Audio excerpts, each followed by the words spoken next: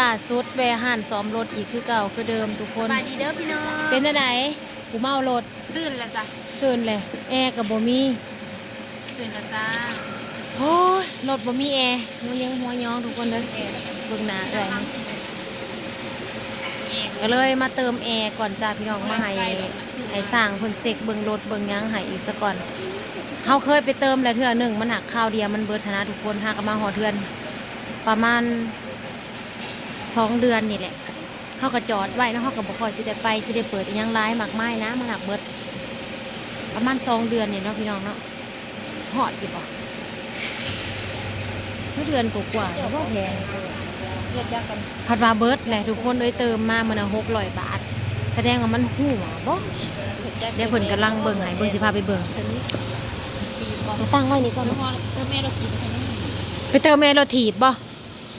ไปสิไปเสกเบิ่งพี่น้องเอ้ยไปสร้างคนเสกเบิ่ง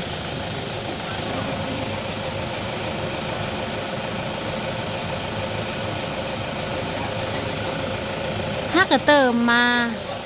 เพราะว่าบ่ได้ค่อยไปงานจำได้ปกติอันคันเฮาขี่ไปงานดูๆยังว่าเฮาสิได้เฮาสิเปิดไลน์หั่นนะพี่น้องเปิดไลน์แล้วมันสิเบิดเนาะอันนี้บ่ได้เปิดบ่ได้ค่อยใส่โหลดมันก็สิเบิดแอไปนั่งอยู่พูลูกไปนั่งอยู่พูนุ้ยมองนั่งได้อยู่นี่ได้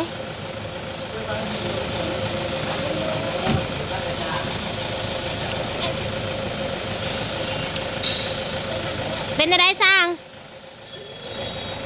เป็นยังหัวบ่เติมมังก่อนหากให้เติมเบิ้งปกติเติมเท่านึงมันสิได้จักเดือนจักปีนานเพราะว่าแล้วเพราะว่าเติมนานก็เจ้าไปเติมก็เจ้าบอกว่าไปเติมแอร์ก่อนเด้อแล้วก็กุ้ม3 ปี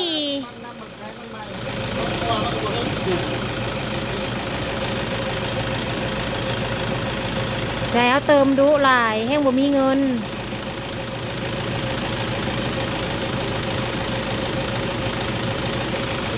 เทพจะเล่นออกไปแดดลูก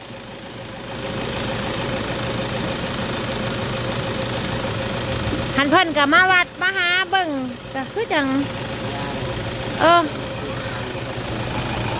เฮาว่าแอร์ยังคือทางน้อยแต่เฮาว่ามันได้สิเย็น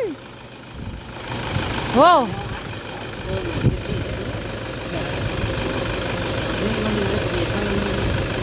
หรือว่าเราเติมให้เฮาหน่อยบ่ก็จะไปแทงมันหัวมันเบิร์อีกแล้วนี่แต่มันน้ำเหมือนแทงมาเด้ออันนี้ก็ลองเติมเบิ่งอีกเลยแล้วก็ว่าเติมเบิ่งก่อนคือเจ้าว่านี่แหละมันไม่เป็นหัวบ่ซั่นน่ะ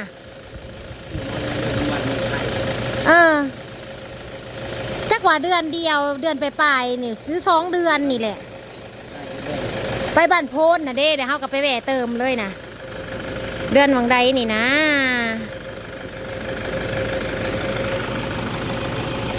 บรรยากาศบ้านห้วยม่วงขึ้นฟ้าขึ้นฝนเมื่อนี้เฮาก็สิมาเติมแอร์อยู่บ้านห้วยม่วงพี่น้องเอ้ยบ้านห้วยม่วงนะคะ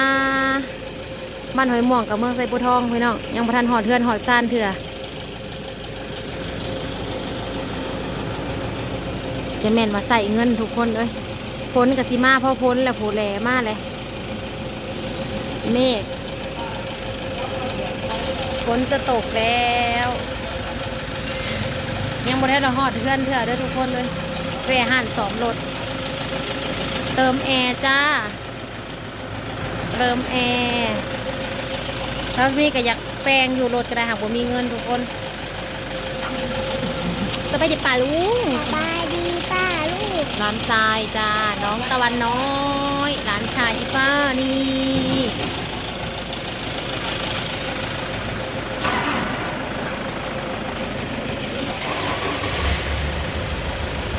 สาว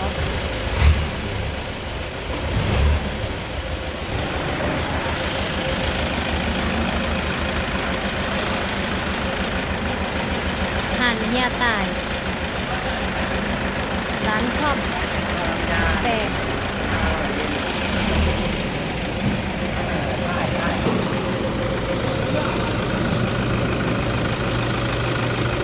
มันเบิดอีกนะเฮาเปลี่ยนยังมันบัดนี้นะ มันน้ำเบิ่งว่ามันหัว หัวแล้วเฮ็ดได้บัดนี้เปลี่ยนใหม่ มันจะเปลี่ยน บ่มีจอดบ่มีแจดมีแต่เปลี่ยนบ่เปลี่ยนเบิดแพงมันน่ะแพงบ่ แพงมันเลิกเป็นอย่างนี้คือมันตาย ฮู้ แพงนอกนี่เป็นร้องมันตาย ปาดค่ะมันหัวน่ะ 4,000 หา 2,000 มันจะมากมันโลกวะรู้เบิด เอ้ยบัดนี้เฮาเติมซื่อๆเด้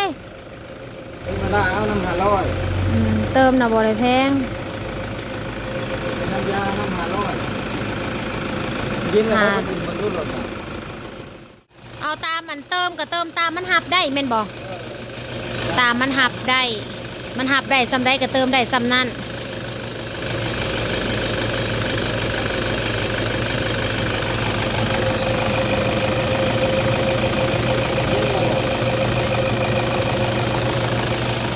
เขาจะแพงให้หัวได้เนี่ยแพงนอกผมไม่เคยเห็นนะ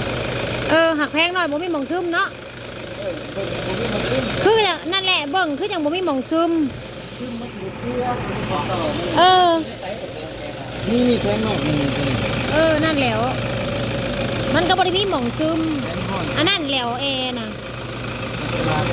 ตัวร้านนี่จะแพงไง แพงในน่ะเบิ่งได้จากหม่องใดว่ามันหัว มันจะมากเอามาก โหเดี๋ยวว่าต้องย่อยลงมาบ่มีหม่องย่อย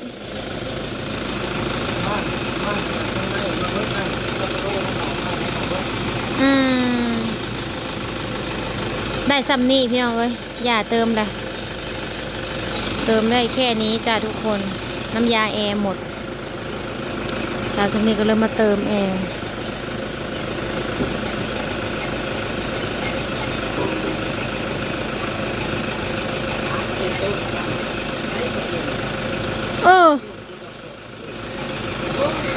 เพิ่นมาคือบอกว่าอยู่หนีเพราะใหญ่ต้นนะบ่ได้โหบ่โหฮอดเจ้ามีเติมแอร์เฮาอาหารบักใหญ่เรามีนะว่ะร้านต่อมบักใหญ่ จะจ่ายเงินเมื่อ จ่ายเงินอีกเลยเมนี่สิเป็นลม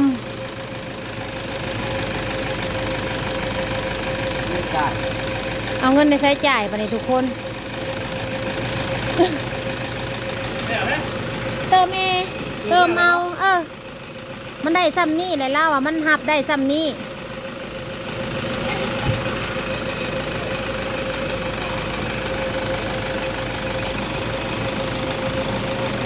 ไปเมื่อบัดนี้ทุกคนไปหาจ่ายเงินก่อน500 บาท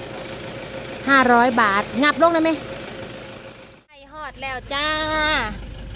เอามาถือเอาเครื่องไข่เครื่องลาวนะจ๊ะเครื่องน้องฟ้าไปลองอันนี้ของน้องตะวัน บอกคุณบอกคุณ โอ้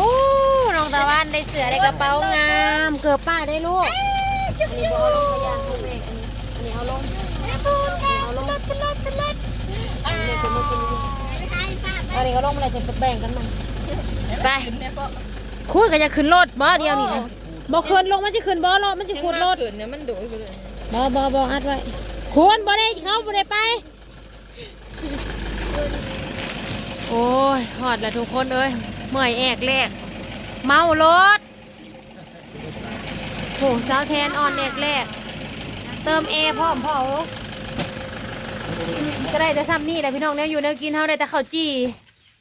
ได้ข้าวจีได้เอ็นมาจามพี่น้องเอ้ยแล้วได้ปลาบึกโลหนึ่งคนปลาบึกลงเนี่ยพ่อมันสิเน่า ไปข้าวกระจายกินกับหลวงปู่จำแก้ว กระเพาะขึ้นกินได้บ่ลูกปลาบึกนะ ยาสินะเนี่ยมันไวดานโอเคพี่น้องนั่งพวกขนมนะ พบกันคลิปหน้าเด้อสำหรับคลิปนี้ฝากกดไลค์กดแชร์กดติดตามจ้าบ๊ายบายอ๋อเทื่อนแล้วพี่น้องเอ้ย สาธุไปล่างก็เด้อ